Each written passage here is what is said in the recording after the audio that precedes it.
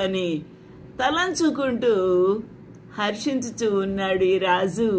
యెహోవా దేవా అని ఎంతగానో దేవుని సంతోషముతో పొంగిపోతూ ఉన్నాడు.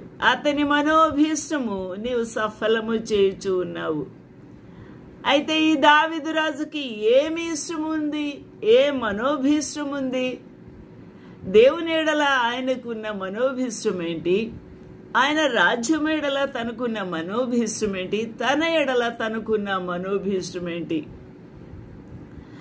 ఆ మహాదేవుడు సృష్టికర్త ఎడల తనకున్న మక్కువ, తనను అంతగా ఉన్నతమైన స్థితికి తీసుకువచ్చిన దేవునికి కృతజ్ఞతాస్తుతులు చెల్లించుట, దేవునికి మనసారా కొనియాడుట, పూర్ణ హృదయంతో, పూర్ణాత్మతో, పూర్ణ శక్తితో దేవుని ఆరాధించుట, దేవుని సన్నిధులు మొక్కుబడులు చెల్లించుట, సమాజం అందరి ఎదుట దేవుని గురించి మహిమపరచుట, అది ఆయనకు ఇష్టమైన మనోభీష్టము దేవుని ఎడల.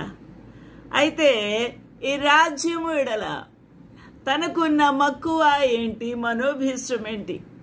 ఈ రాజ్యము నీవిచ్చినదే కదా, ఈ రాజుకి ఇచ్చిన బలము శక్తి అంతా కూడా నీదే కదా, నీ బలమును బట్టే కదా ఈ రాజు హర్షించుచూ ఉన్నాడు, సంతోషించుచూ ఉన్నాడు. నీవే కదా నా బలము, నీవే కదా నా దుర్గము, నీవే కదా నాకు యుద్ధము చేయ నేర్పిన వాడవు అని ఆలోచిస్తూ దేవుని ఎడల ఆధారపడుతూ దేవుని మహిమపరుస్తూ ఉన్న మనోభీష్టము ఆలోచన చేద్దాం. దీన దశలో ఉండగా ఆయన తన యొక్క దీన స్థితిని పైకెత్తి ఉన్నాడు. పెంట కుప్పల నుంచి దీనులను పైకెత్తువాడవు నీవే కదా అని ఆయన ప్రభువుని కొనియాడుతూ ఉన్నాడు. దీనుడైన వాడు ధన్యుడిగా మారిపోయాడు. దేవుని సన్నిధిలో నువ్వు దీనుడువాయి నీ హృదయాన్ని అప్పగించి దేవుని స్తుతించి కొనియాడుతూ ఉన్నప్పుడు ఆయన నీ ఎడల తనకున్న కృప వర్షమును కుమ్మరిస్తాడు. ఆయన నిన్ను పైకి లేవనెత్తుతాడు. ప్రభు పైకెత్తినప్పుడు ఎవరు ఆపలేరు నా ప్రియులరా. అంత అద్భుతమైన ఆశీర్వాదము నీ మీద ఉంటుంది.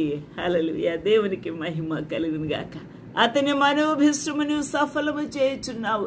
ఇంకా తన హృదయంలో ఏమైతే ఉందో ఆ మనోభీష్టము అవన్నీ కూడా ప్రభు సఫలము చేయుచు ఉన్నాడట. అతని పెదవుల్లో నుండి వచ్చిన ప్రార్థన నువ్వు మానక